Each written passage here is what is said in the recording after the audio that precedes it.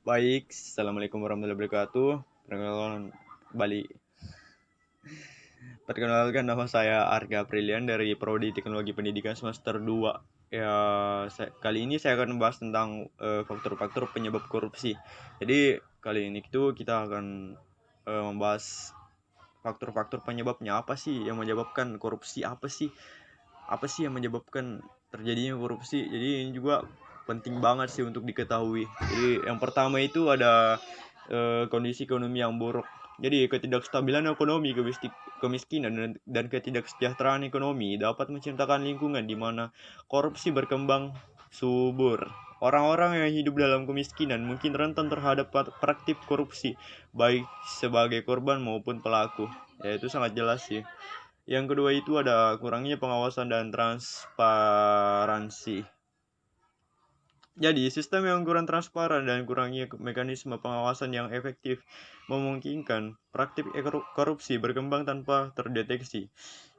Kelemahan dalam sistem peradilan, audit, dan pengawasan pemerintah bisa memberikan kesempatan bagi pejabat korup untuk beroperasi tanpa rasa takut akan pertanggungjawabannya. Dan yang ketiga ini ada kekuasaan yang tidak terkendali. Kekuasaan yang terlalu besar atau tidak terkendali dimiliki oleh individu atau lembaga-lembaga pemerintah dapat menjadi faktor pemicu korupsi tanpa mekanisme pengawasan dan keseimbangan kekuasaan yang baik. Individu atau kelompok yang memiliki orientasi dalam menyalahgunakannya untuk memperoleh keuntungan pribadi. Itu loh. Yang keempat ini ada budaya yang mendukung korupsi. Ya, jadi maksudnya ini, dalam beberapa budaya, korupsi dianggap sebagai hal yang lumrah atau diterima sebagai bagian dari sistem. Oh, dimana tuh norma-norma yang sosial yang melegitimasi praktik korupsi dapat membuat individu merasa lebih nyaman untuk melibatkan dalam perilaku yang tidak etis. Dan yang kelima ini adalah kurangnya gaji yang layak.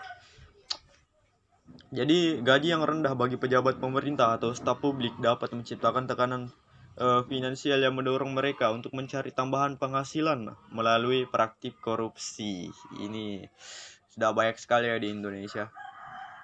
Yang keenam ini ada kurangnya pendidikan dan kesadaran hukum. Jadi kurangnya pendidikan dan kesadaran hukum ini di kalangan masyarakat dapat membuat mereka tidak mengerti konsekuensi hukum dari praktik korupsi. Atau tidak memiliki pengetahuan tentang dan kewajiban mereka. Ini juga iya sih. Yang ketujuh ada ketidakstabilan politik, konflik dan kekacauan dalam sistem politik suatu negara juga dapat menciptakan lingkungan yang rentan terhadap korupsi.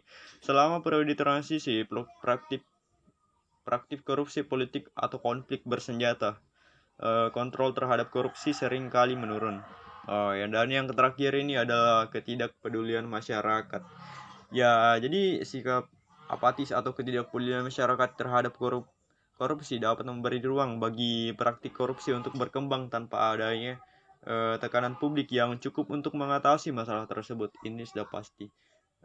Mengatasi korupsi ini membutuhkan upaya lintas sektor yang komprehensif, termasuk reformasi hukum, penguatan lembaga pengawasan, peningkatan kesadaran masyarakat, dan pembangunan budaya yang menolak korupsi.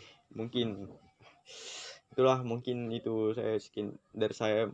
Mohon maaf bila ada kata-kata yang salah. Assalamualaikum warahmatullahi wabarakatuh.